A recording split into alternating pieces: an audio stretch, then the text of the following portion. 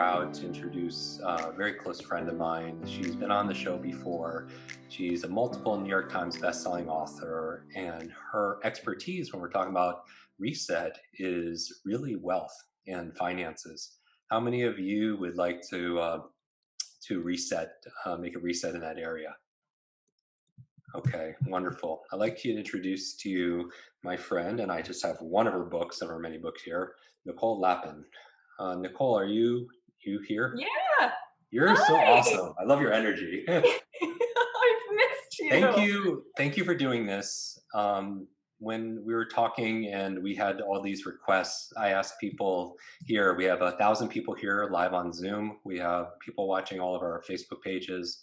We're also, and so you're amazing. And you have had, I would imagine, with all your clients, with your background in media, you have such a powerful presence with your, I know you have another book coming. You know, you birth books like no other. I can't imagine.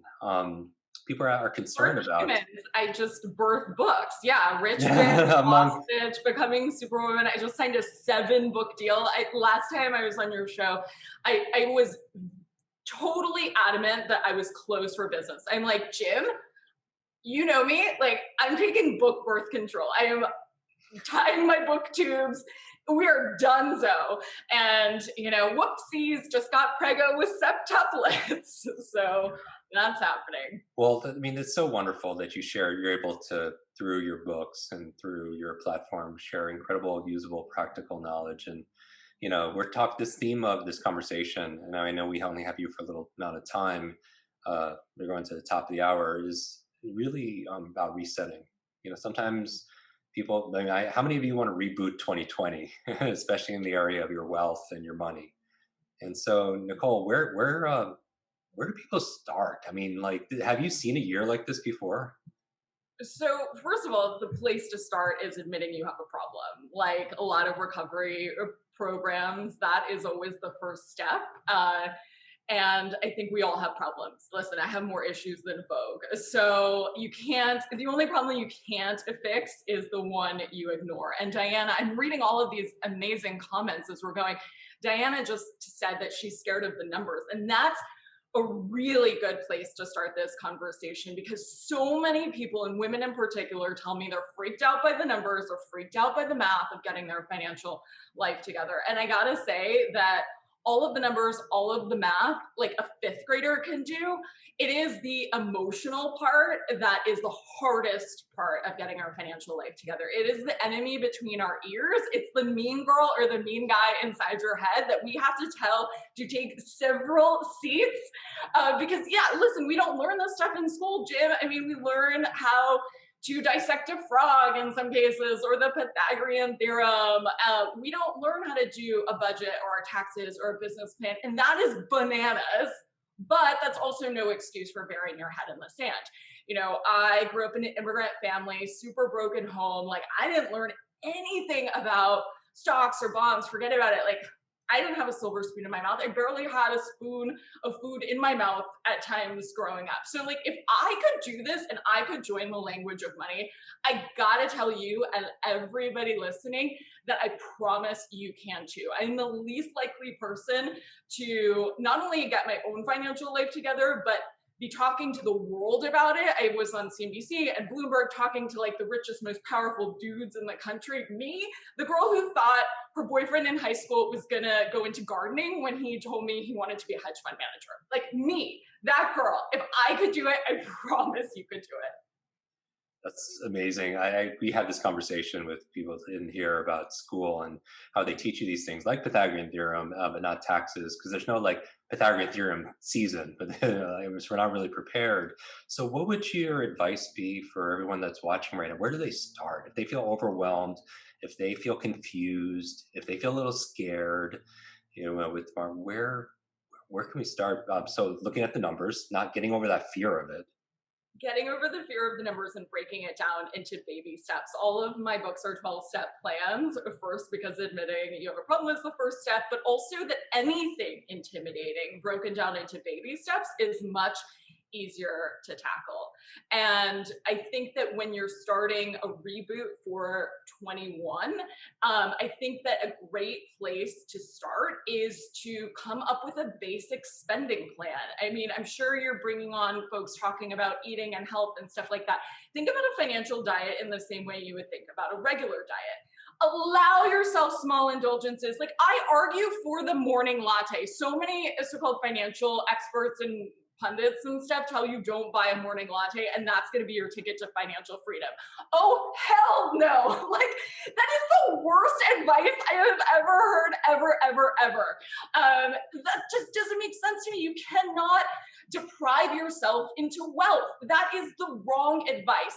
Rather, if you allow yourself to come up with a spending plan in the same way as you would come up with an eating plan, it's not a crash diet or a fad thing or whatever's going on. I don't even know, keto, schmedo, paleo, schmaleo. Like, you know, none of that stuff is sustainable. What ends up happening is you end up in the middle of the night gnashing on a big ol' hunk of chocolate cake because you are so hungry and you are so deprived, right? We have all been there. So when it comes to getting your financial life together, allow yourself the equivalent of a financial Hershey's kiss. Like, whatever it is, it doesn't have to be the latte. It could be the mani-pedi, but put that into your budget, because what ends up happening, gotta say, time and time again, year after year, Jim, people will say, hey, you know, Nicole, I cut out the morning latte in the beginning of the year, January 1st, no latte, made my own coffee, messed with the filters, did all that stuff. But come April, you know, I was so good that I bought myself a Gucci purse. And I'm like, what? If you just would have given yourself a small indulgence every single day, you would have stayed more motivated. You would have stayed more on track. You wouldn't need the Gucci purse. And so a basic allocation for a spending plan would be 70% of your overall take-home pay would go to the essentials. So I break it down into the 3 E's because I love alliteration. So essentials, endgame, and extras. So 70% of what you're bringing in should go to your housing, your food, your transportation, everything that's essential that you need to live on. And then 15% should go to your future self, your future Jen, future Diana, your retirement, your investing, your savings, all this stuff that basically you're putting your oxygen mask on first. You have to do that before helping others. Back when we used to see humans in real life and I would go on a plane and you and I would be on planes every week, they don't say that on the plane just for funsies before we take off. It's totally true. You cannot be of service to anyone else if you are crashing and burning yourself. You know, a lot of women in particular will say, well, I want to save for my kids' college before I save for my own retirement. Girl, what? Like, that is not helping your kids. If you don't have, if you're eating cat food in retirement and you show up on their couch to live, that is not helping them. Put your oxygen mask on first. 15%, I'll say it again, a few questions have been coming in. So 70% generally, and by the way, like, depending on where you live, maybe you don't have transportation, these are general guidelines. Going to the essentials, 15%, try to aim for that. I know it's hard, to the end game, and then 15%, no more than that, to the extras. And I think now that we don't have, you know, the capability in some cases with the pandemic to even go get the latte or the mani-pedi, you can bring that percentage down. They're flexible percentages. You know, if it's like binging on something on Amazon that nobody needs, then try to keep it in that extras category and know that it's there. So you're not sneaking it. It's above board. This is like, you know, when companies come up with a big budget, then they're allowing themselves for lunches out with clients. You know, they put all of that stuff in there. It's not sneaky. You're accounting for it. So yeah, infrared saunas, whatever does it for you. I'm not going to tell you how to have fun, but when the fun money is done, the party is over. And if you're just starting out, you know, I would say kick it old school, take that money out in cash. When the cash is done, it's over. You know, back in the day, I used to swipe, thinking like, oh, I'm going to do some mental math. I think I'm kind of like in my budget zone. And then it just feels free, right? Especially when, you know, it's Friday night and whatever. Swipe sometimes doesn't work. So just be really honest with yourself, have good self-awareness of where your shortcomings are, and you can always correct for those. I just want to comment on your energy because we're getting it on Facebook, we're getting it on Zoom, and it's infectious. Thank you for that. Super self awareness is a superpower. I think everyone should write that down because you have to do an audit. You kind of check in with yourself. I love alliteration, so thank you for that. I tend to, from memory standpoint, as a memory guy, Oh, I yes, have more if you you do. want it. I Love have this. F words. I love F words, by the Okay, way. let's be Um, very careful. Let's be very careful. This is our no, no, no, podcast. not those kind of F words, Jim. What are you Okay, talking about? Family, finance, and fun. What were family you fun, thinking? like perfect. Those Food, were food, mine. food. But No, I mean, but coming up with your goals, like all kidding aside, people will say to me, I just want to be a millionaire. Okay? I'm like, cool. What do you want to do with that $1 million? Maybe you need more than $1 million. Maybe you need less than $1 million. I have no idea. First, figure out the life you want and then reverse engineer to figure out how to get the money to live that life. But first, you have to figure out what those goals are. And I break them down into the 3 F's, sometimes 4 F's, and the last one being fitness. And so family, finance, fun, broken down into 1, 3, 5, 7, 10-year increments because it feels more manageable. I used to get so much anxiety when people would ask me, like, what do you want to be in 10 years? Or what do you want to do in 20 years? I'm like, I have no idea because I didn't answer the question. Once you answer the question, studies have shown that people who create a cohesive narrative for themselves and their lives are more likely to be successful. So answer the question. It could change. When I first started this, the family goals, year one was like, go on a date. Seriously, that was my goal. I mean, that was it. And so, especially when it comes to family goals, nothing is more time, money, and energy consuming than children. So, I don't care if you want 10 kids or 10 cats, just figure it out and account for that. And then you can reverse engineer and figure out how to get the money to live that life. And maybe it's $1 million, maybe it's not.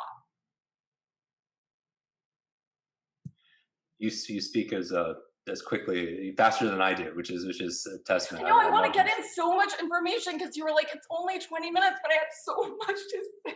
I know, and I recommend everybody check out also Nicole's books. I just happen to have one of them here that I just grabbed off the shelf, Becoming Superwoman.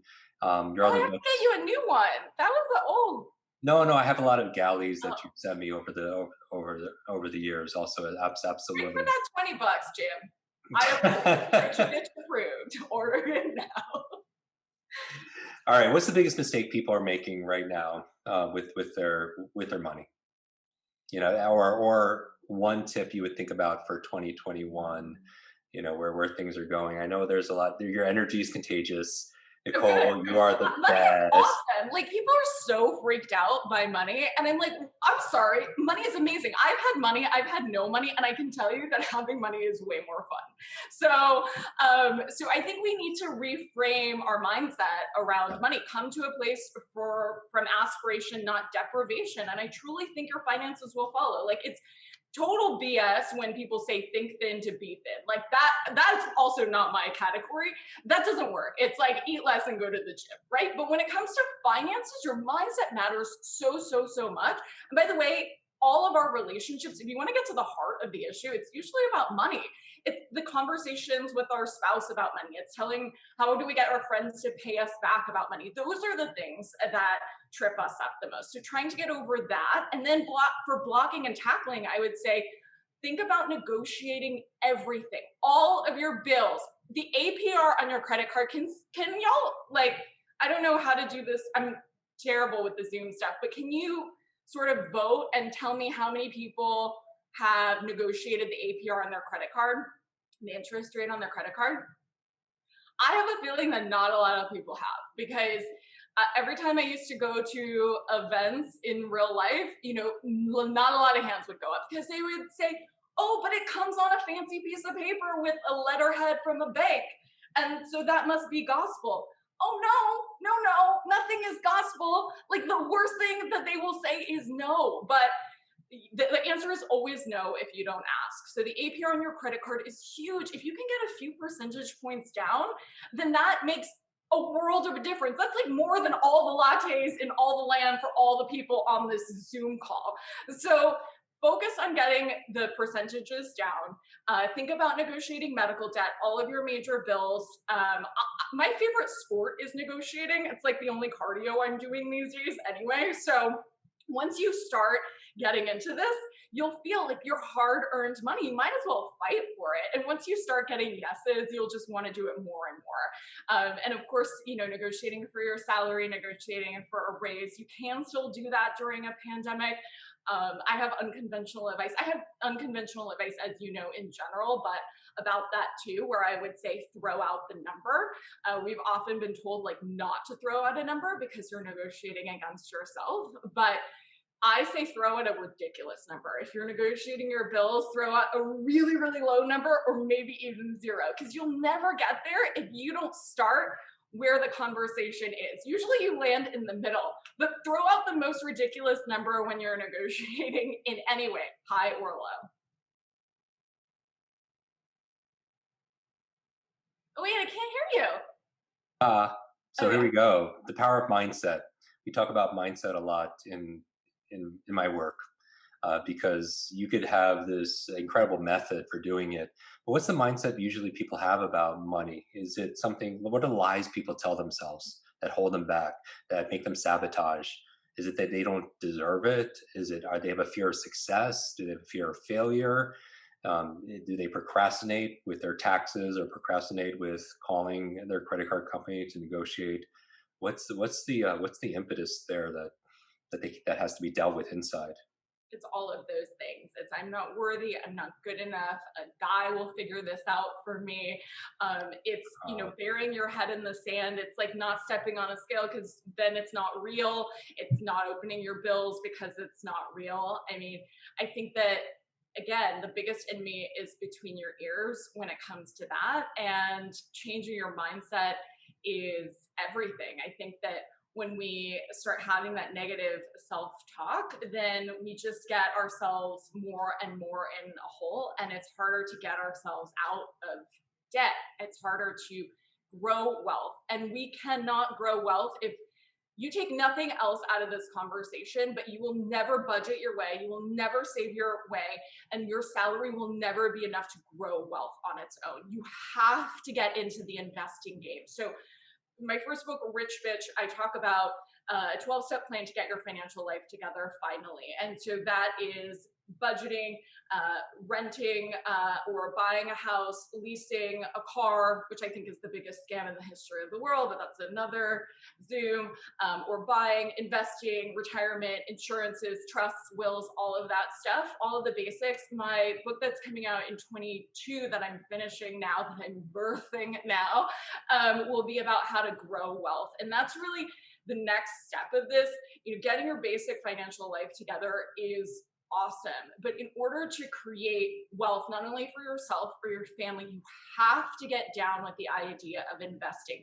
Just think about it this way. Inflation in general is growing at 3% a year. So even if you put your money, like, forget about the mattress thing. I know that's like so cliche. You're not putting your money in a mattress, but maybe you're putting your money in a bank and you're getting diddly squat right now because interest rates are low, which is great for buying a house, but not so great for when you're getting the APY. I've seen some of this conversation. It's true. APY is when you get money from the bank. APR is when you pay money to the credit card company, for instance. It's a little more complicated, but that's the gist of it. You're not getting 3% right now. So essentially you're losing money. You're losing your purchasing power just by leaving money in a bank. And over time, I look at long, big data sets. I'm such a nerd and look through the numbers so y'all don't have to, like, you're welcome. Stock market returns generally, let's say 10%. That's being generous, depending on what you're investing in. 10 minus 3 is 7. So net, you're getting 7% if you're investing. If you're not, you're getting negative 3% moving forward. So it's really important to understand that you cannot budget your way into wealth, and that should ultimately be your goal. Dude, that's amazing. That was the fastest 20 minutes ever. I think people are going to want to watch this replay in a big No, good do way. not grab a guy with assets. A man is not a financial plan. No, no, no, period. End of story. Nope. It is. I gotta say, I'm the least likely person to grow wealth, to be talking about money. Um, there is nothing more satisfying than feeling the confidence of being a self-made woman. And so, yes, I would love to actually birth human babies at some point or find a partner. But that's not a necessity. That's something not that I need, but it's something that I want. And that comes to come to a great place of self-worth when you create your own worth and your own wealth. And you don't deal with a lot of stuff, by the way. A lot of women, and this is a serious conversation, stay in terrible relationships, in abusive relationships. I've heard all the stories because they're too scared to make money on their own. And please call me if you're in that situation. It's not as scary as it seems, and you can always put your oxygen mask on first before helping others. I love that, Nicole. You are such a light and an example for so many people. I love this personal responsibility. I mean, I have this. I don't know if people can see it if they're watching on video. This picture of Stan Lee all the way on the top here, and it just reminds me of this phrase. With great power comes great responsibility, and with great responsibility comes great power. I think it's so important when you take responsibility for your finances, for your health, for any area of your life, for learning. You have great power to make things better, but it starts with that ownership, and that's amazing. Nicole, thank you so much. How can people stay in touch with you? How can they find out more about your awesomeness?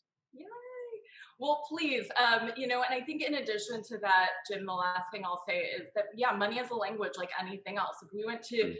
China and we didn't speak Chinese, we would be confused until we spoke it, and then it wouldn't be that confusing. The same thing goes with money. We just don't have a Rosetta Stone for this growing up. So that's my goal, is to make sure that this conversation is not as intimidating as it feels, because once you can speak the language of money or Wall Street, then it doesn't feel as intimidating. And so that's the first step. Look at it like a language. Look at it like you're learning any language. Duh, it would be confusing if you didn't speak it. So, in the back of all of my books, I have dictionaries. Maybe this is why I'm single, because in the back of Rich Bitch, I have a dictionary that you don't need a dictionary to understand about finances. So, like, short is not the opposite of tall, it's the opposite of long in the financial world.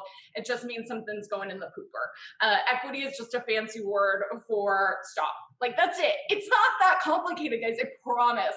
And so, Rich Bitch, if you're just starting out, it is a great place to go. Boss Bitch is my second book. Becoming Superwoman That You've Held Up, That You Need the Real Version of, is my third. And The Money School, you can go to themoneyschool.com, because I just, as you heard, go on this rant about why we don't learn this stuff in school.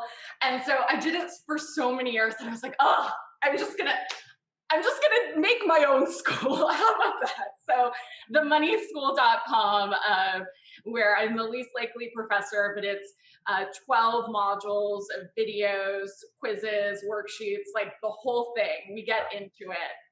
And it's great because when people have that literacy, then or the languaging, then they can't be also is easily taken advantage of, because there are forces out there that will make you give up your sovereignty to somebody else, as opposed to taking that power and that responsibility.